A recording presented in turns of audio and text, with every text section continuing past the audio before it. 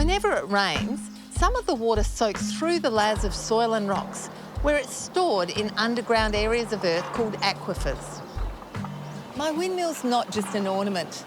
Because we're not on mains water here, it's how I pump bore water from the underground aquifer up to water the irrigated parts of my garden. In many dry areas of Australia, gardeners need to make the best use of available water resources. That might be collecting rainwater or reusing grey water from the house. Of course, I do all of that, but I also use bore water.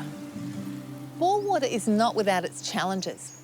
As bore water moves through the ground, it dissolves minerals and may also pick up any contamination, such as nutrients, pathogens and pesticides that can be harmful to your plants.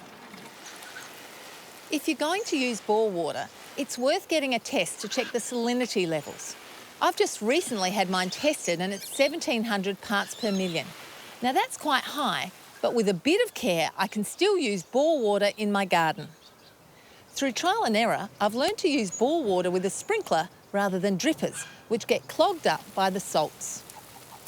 Here in my orchard, I've gone for low-angle sprinklers, which keep the water spray below the canopy line.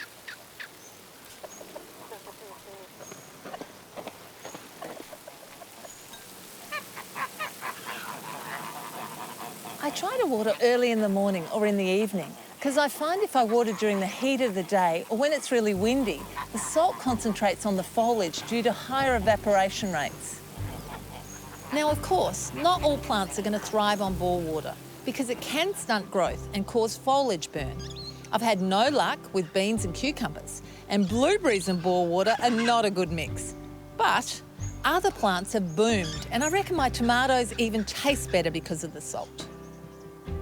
The reason I get away with using salty bore water on my garden is because I've got naturally acidic soil and our weather pattern is such that we get good winter rains and they flush the salts through the soil profile.